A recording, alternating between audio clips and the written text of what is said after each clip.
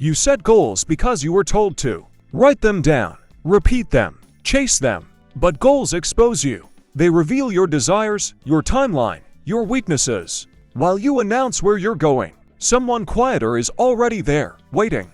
Goals make you predictable. Predictable men are easy to control. You wake up, check your list, and feel that quiet pressure pressing against your ribs because the life you planned is late. The body you promised yourself is unfinished. The money is not enough. The respect is conditional. And every day you measure yourself against a future that keeps moving just far enough away to keep you obedient. And you call this discipline, but it is only anxiety dressed in productivity. Because a man chasing goals is a man running on a track someone else designed, reacting, adjusting, explaining himself, revealing his priorities to people who are watching not to support him, but to map him, to calculate him, to wait for the moment he needs approval. And the moment you need approval, you are on.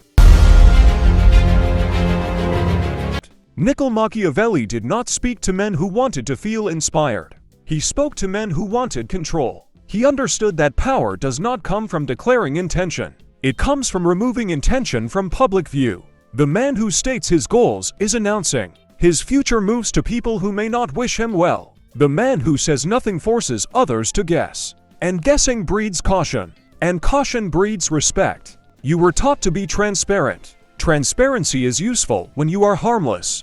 Delete your goals, not because ambition is wrong, but because visibility is. Replace goals with positioning. A goal says, I will become. Positioning says, I am already becoming. And you will notice when it is too late to interfere. Goals operate on hope. Positioning operates on structure. Goals require motivation. Positioning requires design. When you build systems that run whether you feel strong or weak, you stop negotiating with your emotions and start negotiating with reality. The first law: never reveal your full intent. Speak in outcomes only after they are secured. Men who talk about what they will do are asking for validation. Men who move in silence create doubt. Doubt is protection. When people cannot read your direction, they cannot sabotage your path. You do not need secrecy because you are hiding. You need secrecy because you are building. The second law: detach from applause. Praise is a leash. The moment you need recognition, your behavior changes to maintain it. You soften your words, delay difficult decisions, avoid necessary conflict. Respect does not come from being liked. It comes from being consistent in your standards regardless of reaction. When your approval system is internal, manipulation loses its entry point. The third law: remove urgency from your identity. Urgent men are controlled by time. They rush deals, reveal emotions, overcommit, over-explain. The man who moves without visible urgency appears as if he has options. And options are power. Slowness, when deliberate, signals control. You are not late. You are pacing. You are not hesitating. You are observing. The fourth law: make your efforts unremarkable. Grand declarations attract resistance. Quiet repetition builds inevitability. The gym session no one hears about. The skill practiced when others are asleep. The financial move made without discussion. By the time results appear, they look effortless. And effortlessness is mistaken for superiority. The fifth law: become unreadable. Predictable men are managed through expectation. If your reactions are obvious, your anger scheduled, your joy dependent, you are programmable. Control your expressions. Reduce your explanations. Answer less than you know. Ask more than you need. Let silence carry weight. Silence forces others to project their assumptions onto you. And people fear what they cannot map. This is not about becoming cold for the sake of image. It is about removing unnecessary exposure. When you stop narrating your life, you reclaim cognitive space. When you stop seeking external timelines, you reclaim your pace. When you stop performing ambition, you begin executing it. You were told to visualize the future. Visualization without concealment is self-sabotage. Instead, construct environments that make certain outcomes inevitable. If you want strength, your environment must punish weakness automatically. If you want wealth, your systems must produce value whether you feel inspired or not. If you want influence, your communication must be measured, scarce, and intentional. Influence grows in the absence of noise. Watch how people respond when you speak less. At first they will try to provoke you into explanation. They will ask what you are working on, where you are going, why you changed. They are not curious. They are calibrating. Give them nothing usable. Offer neutral answers. Let your actions update your reputation instead of your words. Reputation built on observation is harder to attack than reputation built on self-description. Understand the difference between secrecy and insecurity. Insecurity hides because it fears judgment. Strategic silence hides because it understands timing. Timing determines leverage. The man who reveals his move too early loses the advantage of surprise. Surprise compresses reaction time. Reaction time determines outcome. There will be discomfort in abandoning goals as identity. Goals gave you a sense of direction, a script to follow, a way to measure worth. Without them, you face something more difficult. Designing a life that does not depend on constant validation. This requires you to confront your habits without the illusion of progress lists. It requires you to build routines that operate regardless of mood. It requires you to accept that most of your work will be invisible, and that invisibility is not failure but incubation.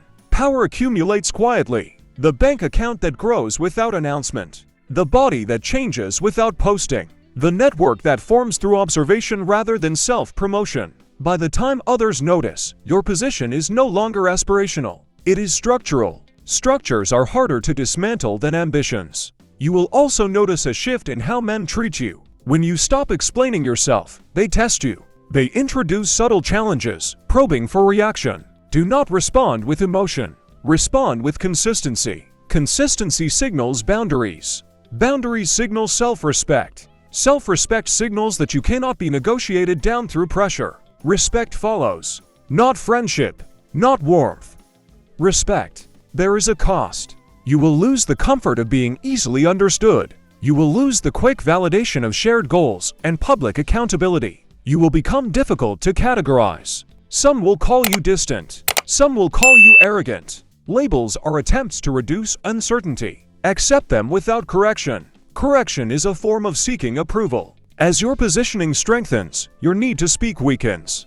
You begin to observe more than you participate. Observation reveals patterns.